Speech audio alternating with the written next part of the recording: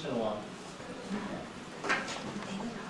Definitely one of the challenges with doing a highly technologically based experience for you guys so that you can give it a try without having to worry about what you're messing up.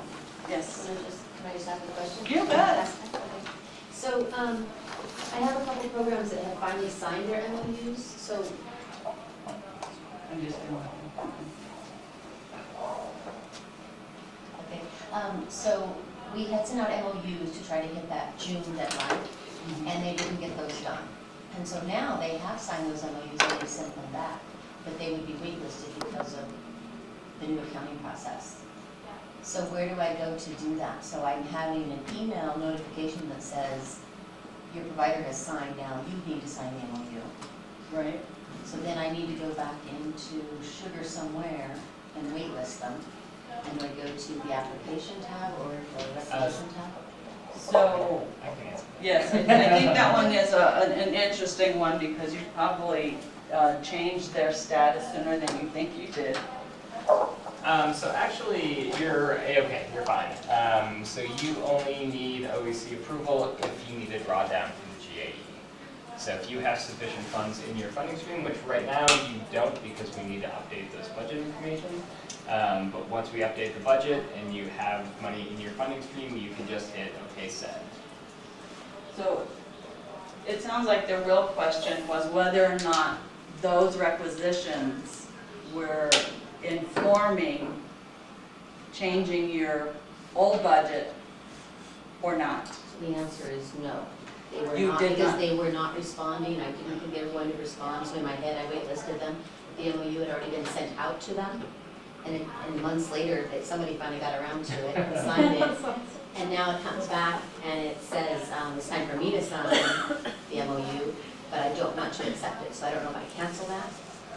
So this is probably a question either for Bill or OEC, I think.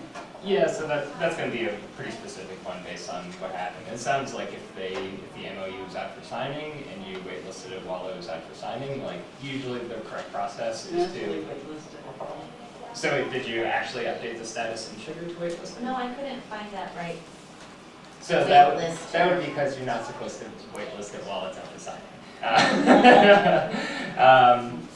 So I can show you I can once sign if it and one then of- cancel it, right? So right, so no, so if you, so like I said, right now, if you look at any of the current 16, 17 funding streams, the budget information is kind of a mess, and you have a big old variance, and that's totally to be expected. You got an email over the weekend saying exactly that. And so shortly we're going to update that, and when we have actual budget information, then you can start approving applications like you normally would. And if I don't have enough in that approved budget, So we'll then go we'll have over to that in figure a out little how to bit. do that. So I think Emily has something you wanted to say about this, no? Well, we'll figure it out. I think it's figuring out what the sugar process is and then what, like whether it comes out of the GE off the top once the GE is released, or, we just need to figure out within the database how to make sure we're tracking all of it, so we'll figure it out. I know it's not super reassuring. No, but you're certain that information was not given to OEC. I'm positive. So I know in my case, they actually verified what I submitted against Sugar. So I don't know if other people.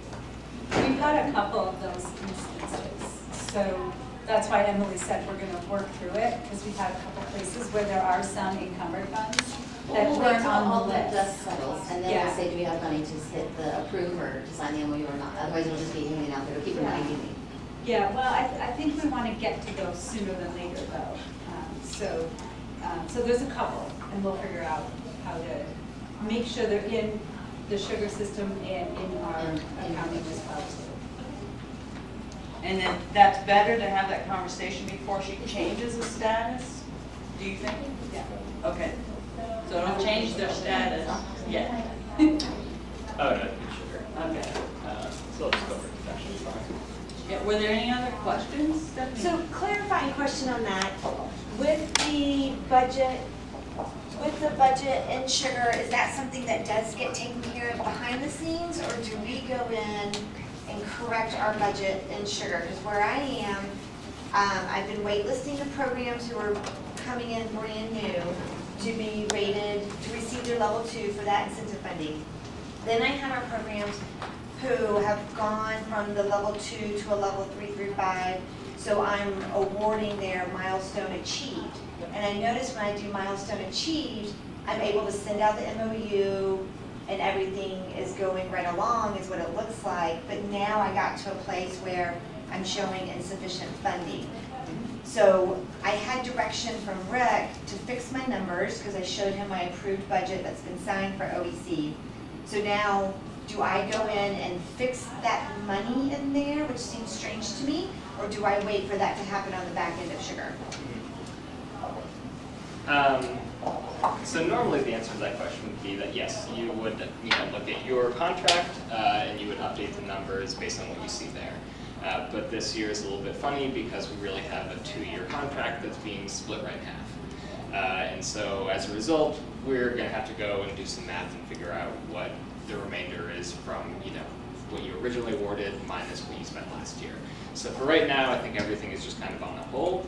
But once we get those budget information updated, you can go forward. And just to clarify one of the things you said, so the milestone award, a lot of people have been kind of confused about that. So it isn't actually a separate application. So it's just it's really a type of transfer. So when someone reaches a higher level after they've already been participating in RTT, you go in, and we can show you this later, but you go to the requisition and you select milestone achieved, transfer additional funds. And then you select the amount that you're transferring to that requisition, and then that gets recorded as a milestone award. But there isn't any additional MOU step. Is it an MOU amendment? Because I am sending MOUs. So I think my understanding is that you are supposed to be sending MOU amendments for all sites that are participating in RTP. But I felt like it led me to do that. No, so those are unrelated. Yeah. Okay. And one other thing that wasn't quite right that I heard before was when you send an MOU, as soon as it says MOU, waiting on a provider, that money is actually obligated. So if you look at your funding stream and you send an MOU and then you look back, you'll see that the numbers actually change. Right. And so like the approved amount is suddenly what it was before plus the requisition amounts. So it's only if it gets canceled that money goes back. So in the case that we're talking about before, where the MOU is out and finally was signed, you just have to, do your half of the signing, and then that one person, gets the approved requisition, but the money has already been taken from your funding stream, and you're all set. Hence why now I'm stuck with 2 milestone achieved awards to give, and I can't give them out because now my bank is showing that I don't have the money. Exactly, and that's because it comes from your pool funding stream, which currently is a mess. Right. And that's not just me, right? No. You guys feel like it's just me. No, and for me, this brings up a different question, and does OEC not need to approve when those milestones are given? Because that's obligating more money. My understanding is that we will be needing to approve those, seeing as they'll be coming from the GA. Yes, that's what. And we have to track those numbers so that we can track how much money we have remaining in that account. So after the date we gave you numbers, anything new that's happening and, providing any awards to anybody should be going through you guys for approval. Yes. Otherwise, we're obligating funds we don't technically have. Correct. So what's the process for that? Then do you put them back to wait lists? I think that what we have right now is a question that probably didn't come up before, that we'll need to figure out what the answer is. We're trying to figure it out. So as soon as we figure it out, we'll let you guys know. So definitely trying a whole new process for all the right reasons and trying to figure out all the bugs along the way of what does this mean and how do we make sure everybody knows what's going on so that we can award funds and programs can access them and we don't end up later on saying that they actually didn't exist.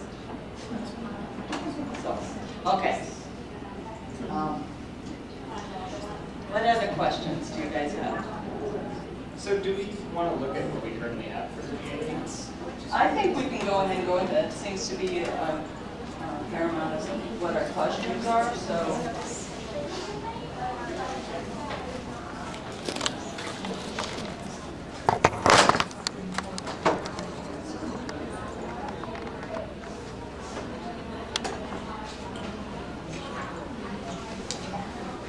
And this will still move, have us moving, being able to move things through the process.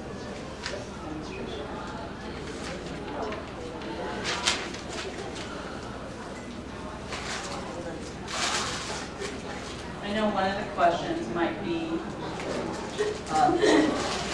the timing of when we might be able to tell programs when these new RTT applications might be able to start moving through the process. Do we have any idea?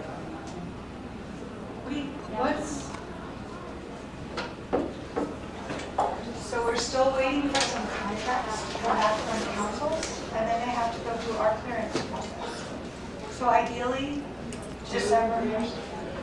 Ideally December 1st, but it really depends on how fast we get those outstanding contracts back, and then how fast it'll go through our internal department. That being said, it's not like the end of the state fiscal year. It's not the end of the federal fiscal year. So hopefully our procurement department isn't overwhelmed like they are at those times. So. Good, because I think in my community, we probably have at least $20,000 of awards that we're being No, we just want for. you guys to have it as fast as possible. They get very excited to get their level 2 and apply.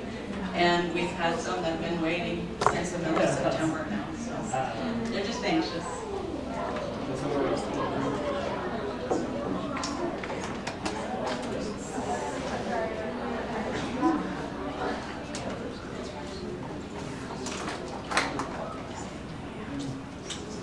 Can she log into Sugar and trigger that she doesn't remember the password again? So on production, yes. On staging, no. So, and if she did that and remembered her password, could she log into staging? No. No. Okay. Sorry. So, while we're waiting, so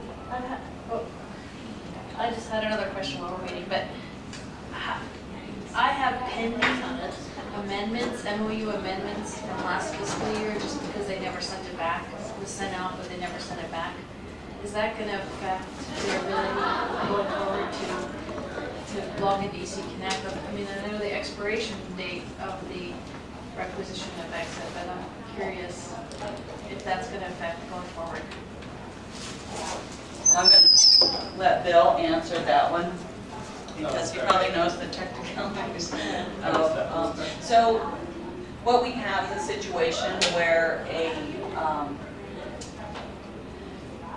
amendment to the MOUs was sent out prior to June 30th. Yes. Wasn't signed, and is it still hanging out there, or are they coming back They're now? still hanging out there in a bunch. So she's just wondering, and Bill mentioned a little bit about this, but I don't know because of the status of that. So like I said, as soon as you send the original MOU, those funds are taken down from your funding stream. And so if you don't have enough funds in your funding stream, you cannot send the MOU. I'm sure they do attempt to send the MOU and see the insufficient funds there. I didn't That's get just without there. You're never going to get that message when you're sending an MOU amendment because you're not actually approving anything. So it's just the application status. And so the MOU amendment is much more of an administrative thing. So you need to make sure from an administrative perspective that you're, crossing your T's and dotting your I's to get Ask people not to adjust their stuff themselves. Thank you. So did anybody have a question that had anything to do with any other funding stream other than raise to the top? Just with the applications or MOUs? Or just the CCAP, which unlocking the CCAP to make someone eligible. We just like we mentioned, just showing how to unlock the CCAP application so a provider can fill it out that is now eligible, that wasn't before. So that was something that you needed to ask them to do, or were you able to make changes yourself after that I process? believe Bill unlocked it for me. With permission from Emily. With permission, Yeah, yes. with permission from Emily that it's possible to approve. Yes. Okay. But that's not some workflow I can do. Right.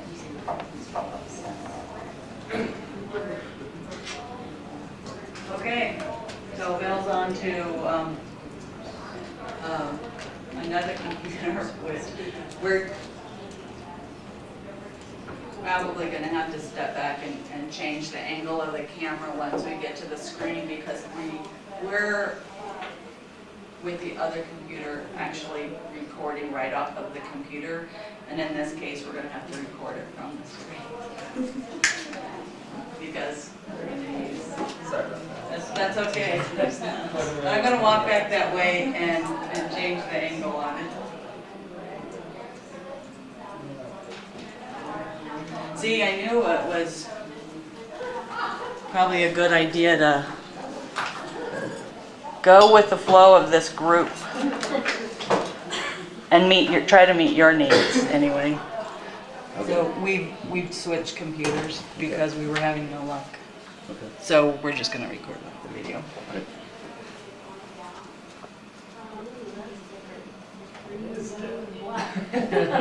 Okay, Bill. All right, I'll take that one.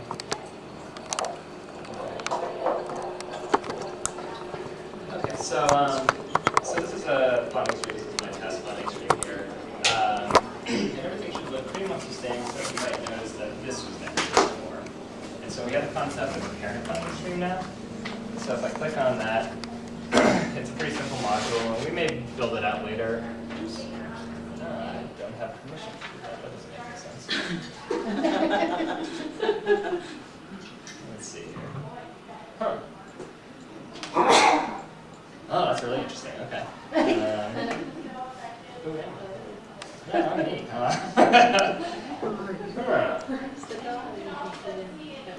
Well, that's very interesting. Okay. That's okay because we have reports to help with this. Let's see here. Oh, cool. So,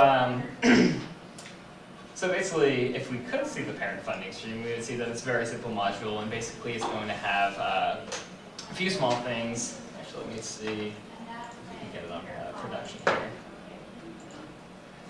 But basically, it's going to store all of the allocations. And so basically, we have this concept of allocating money from the parent funding stream. And so if you look at the QI dollars detail, you can see right here we have special QI dollars allocation. And so, Bill, I'm not getting anything. Could you maybe magnify the browser? Yeah. There you go. Yep.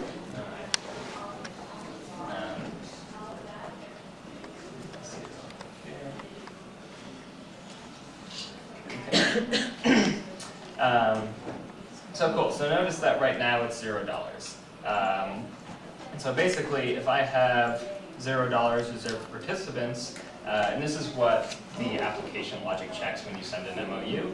So if you just had one QI dollar requisition and it had $200, it would say $200 is less than or more than 0. We're not going to let you send this MOU. We're not going to let you over-obligate yourself, right? And that's when you get that insufficient funds message. But now that we have this parent funding stream concept, let's see if we can pull that up.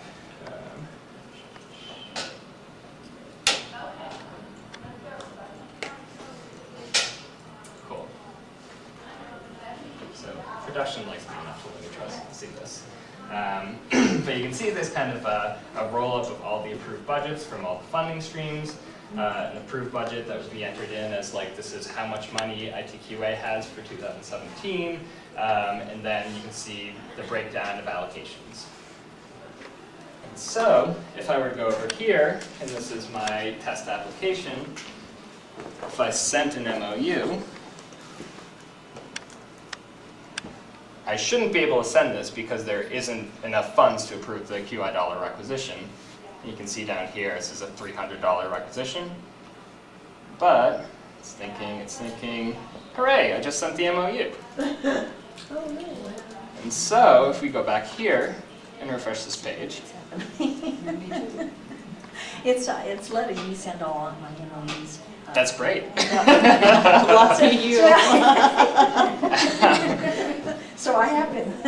So now if we look here, we can see a couple interesting things. So the direct QI budget, which is what you enter from your contract, and so that's an editable field, that's the same. That hasn't changed a bit. But now we have a special QI dollars allocation of $300, which exactly matches the amount of money that was in that dollar requisition. Additionally, we have this new field called the total direct QI budget, which is calculated, and that's just direct QI budget, which is from your contract, plus the allocations equals your new total direct QI budget. And so you can see additionally, now we have $300 reserved for participant assignment. And so that increased it to make make it possible for you to afford to approve that requisition. So additionally, let's see here. Where's that field? It should be, so you can see parent total allocated is going to change once I run this report. Let's see where that other field is, but I guess I didn't include that. But so when I rerun this report, you'll see that now, the parent funding stream is allocated $2,400. And if you kind of scroll around, you can see the different things like, so the indirect automatically gets updated based on these allocations. $300 was allocated to the dollar budget. $200 was allocated for the internal. Excuse me, 2,000, and that would be 20 times 100. And then over here, let's see, and this is actually something that needs to change slightly, but you can see that the external requisition was $200, and we increased it by $200. Cool, and so now, and similarly, if we went back here, and we canceled the MOU,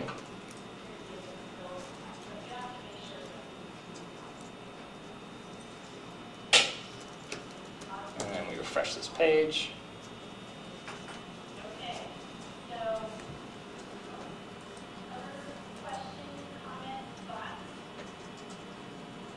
cool, and now you can see the special QI dollars allocation is 0. Because you're no longer using those funds, you canceled that MOU, this person is no longer participating, that's that. And so the other thing, which unfortunately I can't SSH in, so I can't really show to you, but so my user account is set up as a special approver, which means that, really it would be an OEC approver. But pretty much everyone except for a handful of people in this room are not going to have a yes for that field on their user record. And so when they try and do this, sending an MOU on a funding stream that can afford it, so like if it weren't for the parent funding stream, it would give you an insufficient funds message. So what's going to happen is when you click send MOU, it's going to check, see that you don't have funds, see that there are funds on the parent funding stream, and put this directly into waitlisted.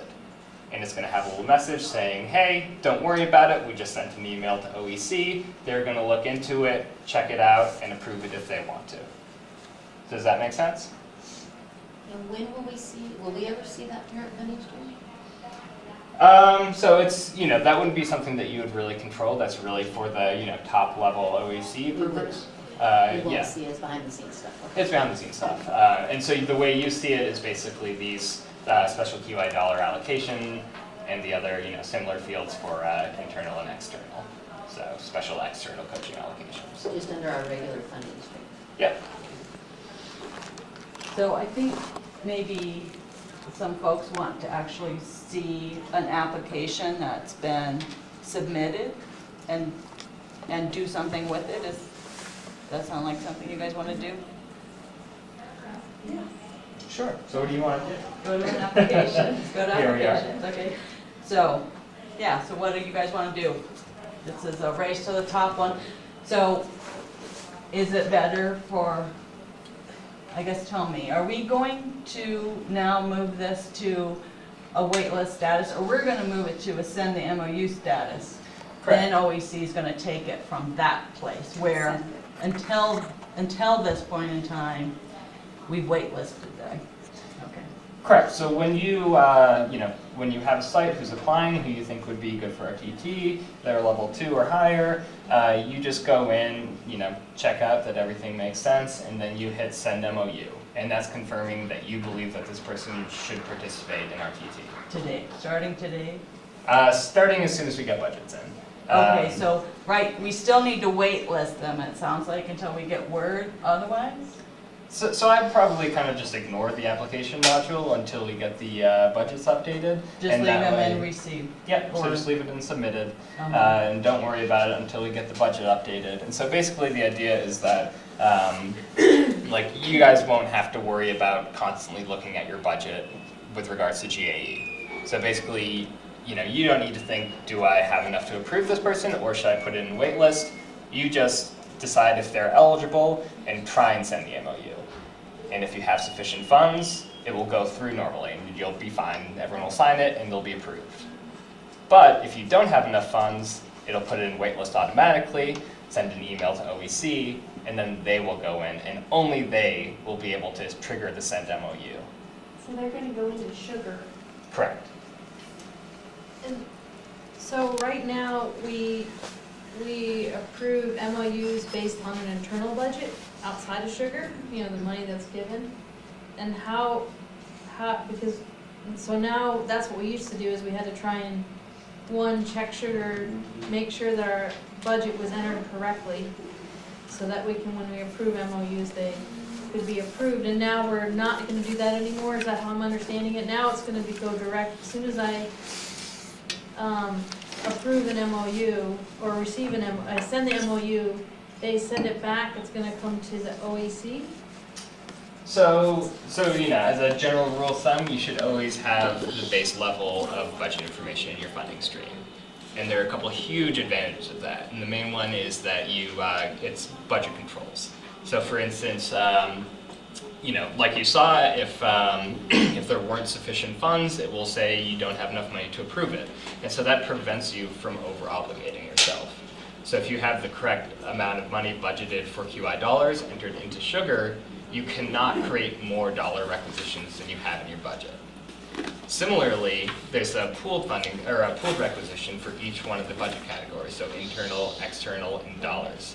And so for each one of those, that's dynamically calculated based on what you set aside for discretionary and what you forfeited from providers to the pool. And so if you enter your information correctly, you can never transfer more money than you have to providers. Right, so it's very important that the initial budget loaded into here is correct at the time. Correct, and so Before we we'll be start. doing that. Right, and so I'm just passing, because that's where we've had trouble in the past, is our budget has never been put in there. And so trying to match that with the internal budget has been very difficult. And that was a major goal with the updates that we did to the funding stream. We really wanted to make it as easy as possible for the finance people to look at the funding stream and say, this is actually what's happening with our budget. And the nice thing is that it rolls up in real time, so if people are spending, you'll see it. You can see exactly how much money is being spent at any one moment. And of course, if you don't put in good information, or you're not updating things regularly, or you're not, entering things into sugar, you lose that. And you can't really keep track of if people are overspending or if you're over-obligating yourself. Right. Does that make sense? So I thought I understood and then I Then heard you're that not and sure then I you thought, maybe I understand. don't understand. So we are not putting Race to the Top applications in waitlist status and sending that to, No. So you're just going to try to send MOUs. And so if you have the funds, it will send an MOU like it would any other funding stream. If you okay, don't have enough money in your council's funding stream, then the OEC will be notified, and they will come in and they will pull down from that parent funding stream, and they will approve the MOU for you. and they'll transfer Yep. hours and QI dollars into, Exactly, and so that'll go into that special allocation field. and that would mean that our budget has been revised. Yep. So like I said, this is a little more clear on the dollar one. So you can see like this is your, so say you have a contract with OEC and they said you have $10,000 to use for QI dollars, okay? And so that would be entered right here. And so remember, let's send this again so you can see. And that should be on the list that you sent to your coordinator of all those programs that you expect dollars from. So I do think this brought up another question, and that is budget versus the GAE, because when, this is the way I understand it, so then you guys can correct it if it's wrong, is that once you're now dealing with the general accounting money to pull into your RTT, that's no longer impacting what you have as your budget. That's completely